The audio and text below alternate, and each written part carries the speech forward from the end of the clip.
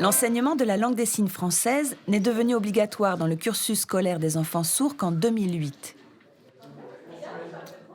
Avant d'aller voir quelle place a pris cet enseignement au sein de l'école, j'assiste à un cours à l'université.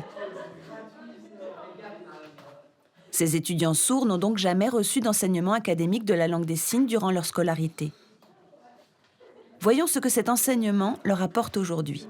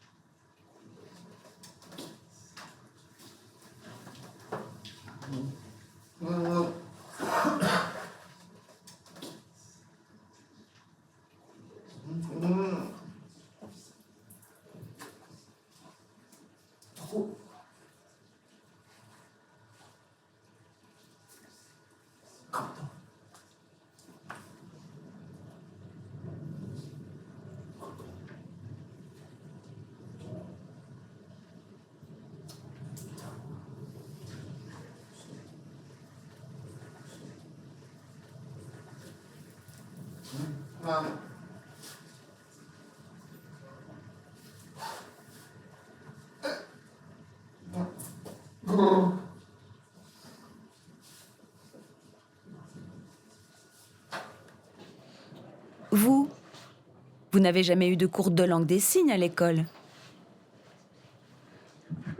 Jamais. Jamais.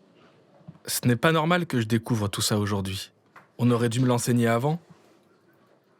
Parce que c'est important que les sourds prennent conscience de la richesse de cette langue et de son histoire. Ça veut dire que vous avez de la chance de suivre ces cours de langue des signes aujourd'hui? Oui? Moi, je suis arrivée en 2005, quand mes parents ont décidé de déménager pour me scolariser ici, à Toulouse. Avant, j'étais en intégration et en établissement spécialisé. Quand je suis arrivée ici, je ne me posais pas trop de questions sur mon identité. Et quand j'ai vu des élèves signer, alors que moi j'avais l'habitude d'oraliser en classe et de signer juste un peu, j'ai découvert ce qu'était vraiment la langue des signes. Là, j'ai compris que c'était ça mon identité, que j'étais sourde. J'ai voulu en savoir plus, approfondir, creuser la langue des signes. C'est pour ça que ces cours m'intéressent vraiment. Oui, j'ai de la chance d'être ici, c'est sûr. Oui, c'est vrai. Et vous pensez quoi de cette loi de 2008 qui rend officiel l'enseignement de la langue des signes aux enfants sourds? Eh bien, c'est une vraie chance pour les enfants. Et c'est important. C'est la clé qui leur permet, tout petit, d'entrer dans leur langue.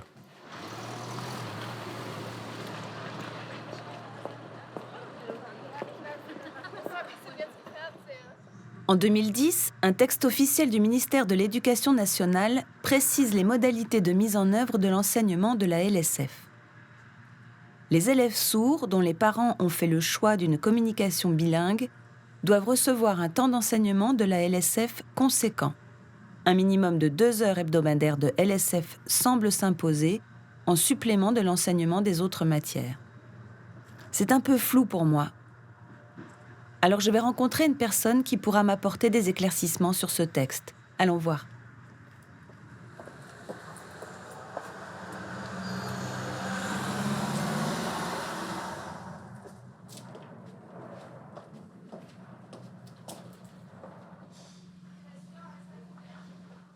Le bulletin officiel a fait paraître un texte en 2010 sur l'enseignement de la langue des signes. Cet enseignement est-il obligatoire ? C'est un cadre général vers lequel tous les enseignants qui sont amenés à enseigner la langue des signes se tournent pour trouver les repères de programmation.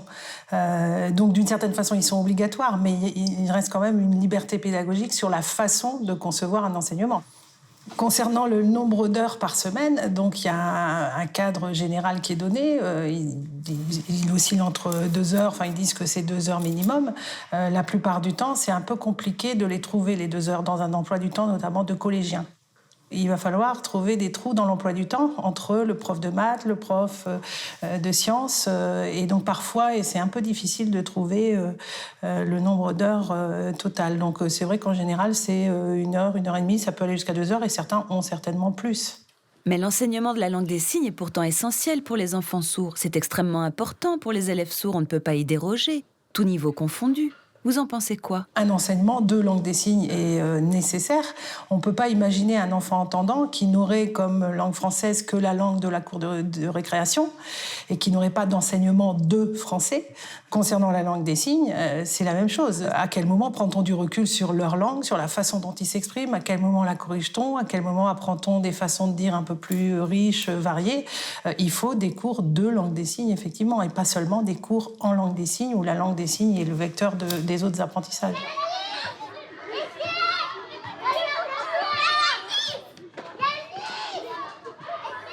L'enseignement de la langue des signes se pratique de manière très différente sur le territoire. Je suis à l'école élémentaire publique de Ramonville, près de Toulouse. Comme c'est le cas pour les élèves entendants avec le français, les élèves sourds sont ici dans des classes où toutes les matières sont enseignées en langue des signes française. D'ailleurs, bien avant 2008, ces élèves avaient déjà commencé à recevoir 3 heures supplémentaires de langue des signes chaque semaine.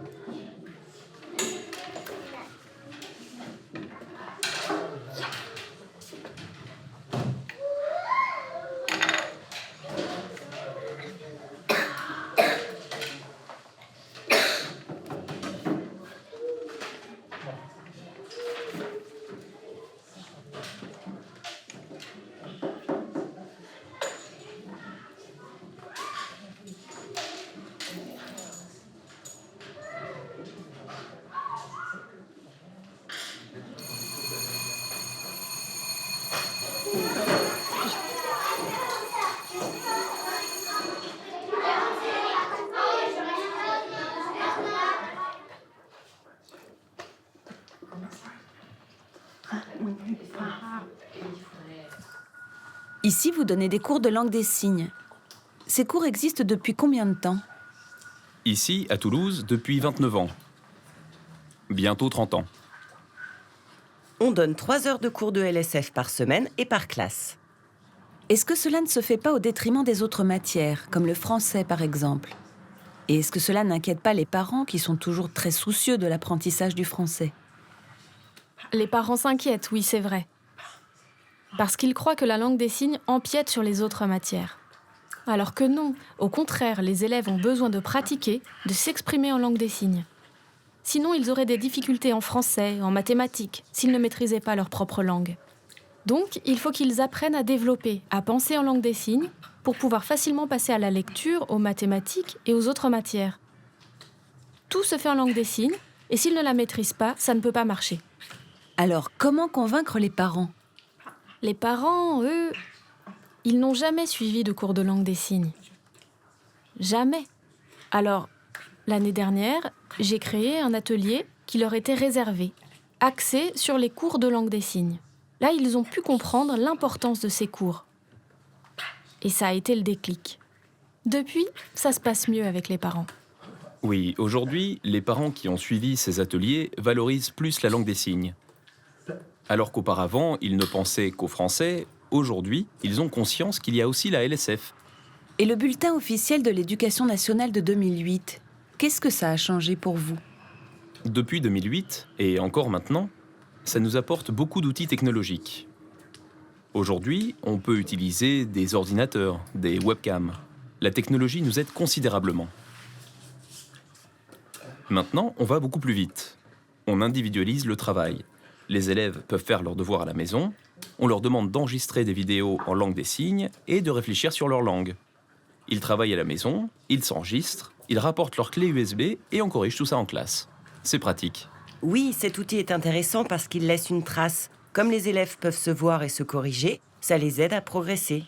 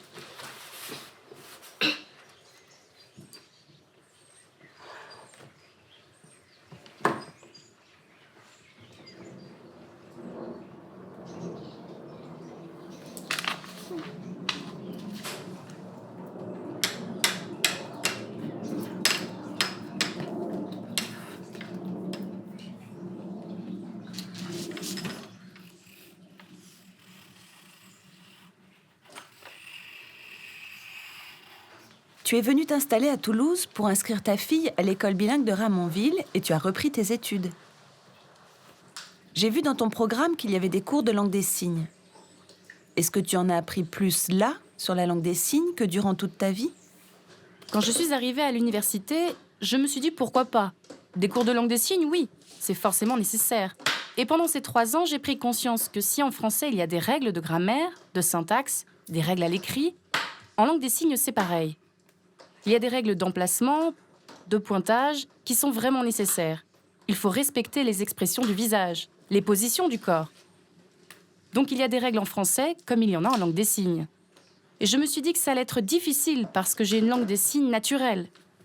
Mais il faut la canaliser, la structurer et apprendre à faire une introduction, un développement, une conclusion, tout ça avec rigueur, pas n'importe comment. Et pour les devoirs, par rapport à la langue des signes de ta fille, comment tu fais? Alors ça, c'est un problème. Je ne sais pas comment gérer ça. J'hésite. Parce qu'en classe, le prof enseigne un certain nombre de choses. Si j'interviens, ça veut dire que je suis un deuxième professeur pour ma fille. Et ça me gêne. Je préfère rester dans mon rôle de mère. En même temps, quand j'observe sa structure de langue, ça me fait réfléchir et je progresse aussi. Par exemple, son vocabulaire, je le trouve intéressant. Je me dis, il est clair, simple. Moi, quand j'étais jeune, j'ai longtemps fait du français signé. Après, dans la vie de tous les jours, j'ai une langue naturelle, comme tous les sourds. Effectivement, on signe comme on le sent. Mais quand je vois les gens signer maladroitement, sans trop de rigueur, je me dis, c'est comme ça, ce n'est pas leur faute. Ils n'ont jamais eu de cours de langue des signes dans leur enfance. Je les comprends et je me dis, voilà, tout ce que j'ai appris, ça m'a permis de prendre du recul. Et quand je vois ma fille signer, je sais qu'elle est bien plus en avance que moi au même âge. Non, je n'étais pas comme ça.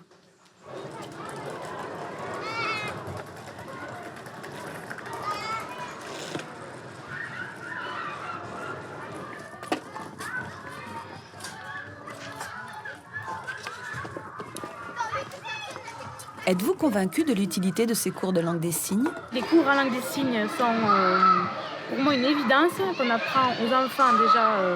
On leur promulgue tous les cours en langue des signes et je trouve évident qu'on leur apprenne aussi une bonne langue des signes. J'ai grandi dans une filière bilingue aussi. Même si j'étais avec des entendants et que ce n'était pas facile d'avoir accès aux interprètes. Ma fille, elle, a des cours directement en langue des signes. Et je vois bien que son niveau est bien supérieur au mien, parce qu'on leur fait travailler la syntaxe de la langue des signes et ils confrontent leurs pratiques, ils se corrigent. Et puis récemment, l'école élémentaire nous a proposé un atelier de langue des signes. C'est-à-dire que nous, parents, on s'est retrouvés à la place des élèves, à suivre leurs propres cours. Et là, on a découvert des tas de choses. Donc c'est vraiment utile. Il faut les maintenir parce que ça permet de travailler sa syntaxe et de progresser. La première langue des enfants, c'est la langue des signes. Le français vient après. Beaucoup de gens se posent des questions, ils ont peur que leur niveau de français soit trop faible. Mais non, il faut qu'ils maîtrisent leur première langue pour petit à petit arriver en classe de 3e au même niveau de français que les entendants. Il faut d'abord qu'ils soient à l'aise dans leur langue pour être à l'aise en français. C'est pour ça que les cours de langue des signes sont indispensables. Vos enfants ont des cours de langue des signes. À la maison, est-ce que vous sentez qu'ils ont fait des progrès? Et lesquels? Pour ma fille, les progrès, ça a été fulgurant, parce que quand elle est rentrée en maternelle, elle ne parlait pas du tout la langue des signes, elle ne parlait pas du tout. Voilà, elle criait uniquement pour s'exprimer, donc c'est très difficile d'avoir une conversation avec elle, de pouvoir lui expliquer quelque chose. Et aujourd'hui, elle a une conversation normale en langue des signes, et la vie a changé.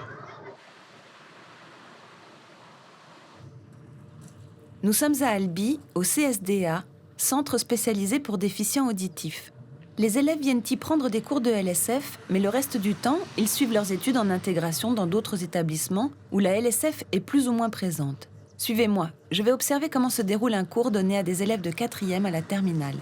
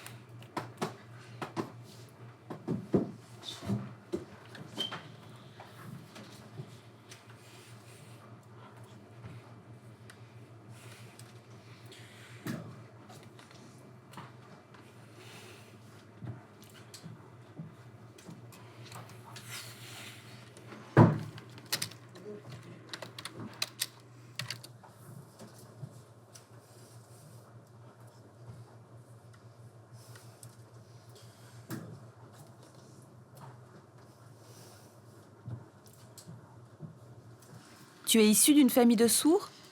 Oui, mes parents sont sourds et un peu âgés. Ils étaient élèves du CSDA et leur langue des signes est très différente de la mienne. Ils ont des signes anciens. Moi, j'ai toujours communiqué avec eux en utilisant leurs signes. Et quand je suis arrivé ici, j'ai découvert autre chose. Jean-François m'a enseigné un autre vocabulaire, de nouveaux signes, et je mélange les deux. C'est intéressant. Et à la maison, c'est toi qui leur donnes des cours. Oui, un peu, mais ils ont du mal, ils gardent leurs vieux signes. D'accord. Alors si tu compares ta langue maternelle, la langue de ta famille, et la langue qu'on t'enseigne ici, quelle est la différence? Qu'est-ce que ça t'apporte? Ça t'aide en quoi? Ça ne m'aide pas vraiment, mais mes parents, ils ont des signes lourds, alors qu'on peut faire beaucoup plus simple avec des signes plus récents. Donc, je suis plus à l'aise avec le vocabulaire d'aujourd'hui. Et toi? Tes parents signent aussi? Mes parents, ils sont entendants. Normal, quoi. Moi, je suis devenu sourd quand AZF a explosé en 2001. Je suis devenu sourd des 2 oreilles. Ce cours de langue des signes, il m'aide beaucoup. C'est plus facile pour moi. Grâce au cours de langue des signes, quand je ne comprends pas, que je ne peux pas lire sur les lèvres, ça m'aide. C'est plus facile. Dans les autres cours, tu ne comprends pas, et le cours de langue des signes, tu le comprends. Oui, un peu. C'est bien quand le prof signe ou mime les explications. Je comprends mieux. Les élèves sourds sont dispersés en intégration. Pour le cours de langue des signes, vous ne pouvez pas aller vers chacun d'eux. Alors vous les avez rassemblés ici. Oui, tout à fait. Les élèves sont en intégration dans d'autres établissements. Ils ont un planning scolaire surchargé. Beaucoup d'heures de cours, beaucoup de travail. Alors ici, au CSDA, ils se retrouvent hors temps scolaire pour suivre un enseignement de la langue des signes dans un centre ressources. Vous êtes professeur de langue des signes. Est-ce qu'à l'école, vous avez bénéficié de cours de langue des signes? Et pourquoi vous l'enseignez aujourd'hui? Adolescent, je fréquentais les associations. Et c'est là que j'ai acquis cette langue. Par contre, je n'ai jamais appris à l'analyser, grammaticalement, syntaxiquement. Et c'est seulement à l'âge de 20 ans que j'ai commencé à découvrir tout ça, en formation. Aujourd'hui, j'ai le statut d'enseignant de langue des signes. Et quand je regarde mon parcours, je me dis que c'est le métier que j'ai toujours voulu faire. C'est une passion. Bien sûr, je valorise la langue des signes. Je suis fier de cette langue et c'est très important de la transmettre.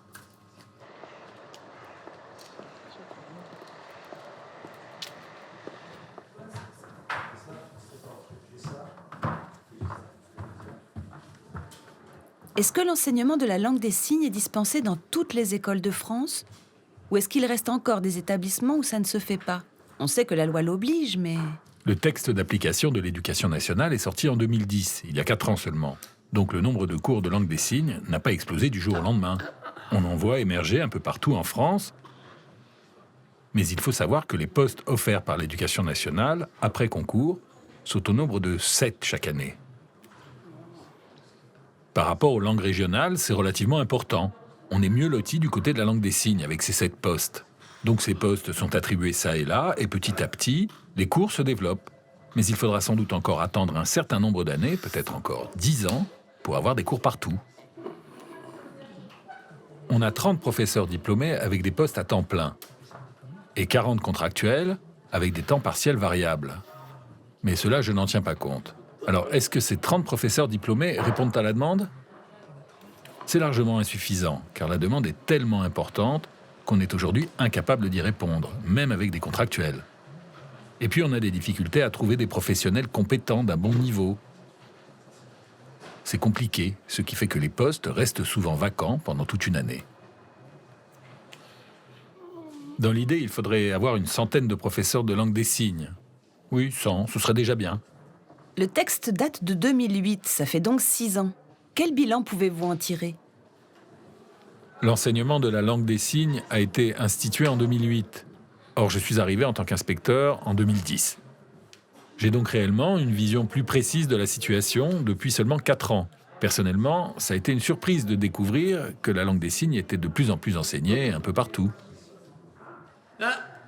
Au moins maintenant, il faut qu'on réfléchisse aussi au support pédagogique, à l'investissement des professeurs, aux difficultés qu'ils peuvent rencontrer.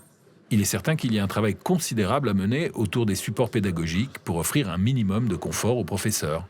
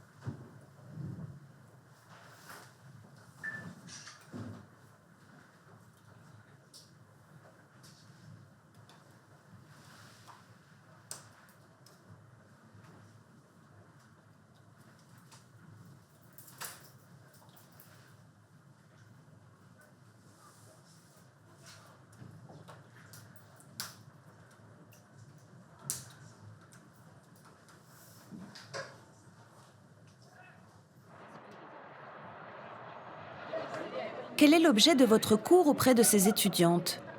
En quoi consiste-t-il? Le cours porte sur dissocier en fait le français et la langue des signes, parce que donc elles ont un cours de français, français langue étrangère, où donc elles voient les notions de grammaire, etc.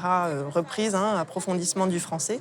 Et le mien vient compléter en fait justement tout ça pour avoir une réflexion purement sur la langue des signes. Pour justement qu'elles ne soient pas influencées par les critères du français et qu'elles réfléchissent purement sur la langue des signes. Pour les sourds, maîtriser la langue des signes, qu'est-ce que ça leur apporte? En quoi ça va les aider socialement, professionnellement, en tant que citoyens? Quels avantages ils peuvent tirer de la maîtrise de leur langue? En situation professionnelle, le futur étudiant va pouvoir s'affirmer lui aussi dans sa position, parce qu'il va souvent être confronté aussi à des situations donc avec interprète, puisque la majorité de la population est entendante. Et le fait d'avoir une langue qui est bien installée, très posée et très claire, va faciliter aussi les échanges et créera peut-être moins de malentendus.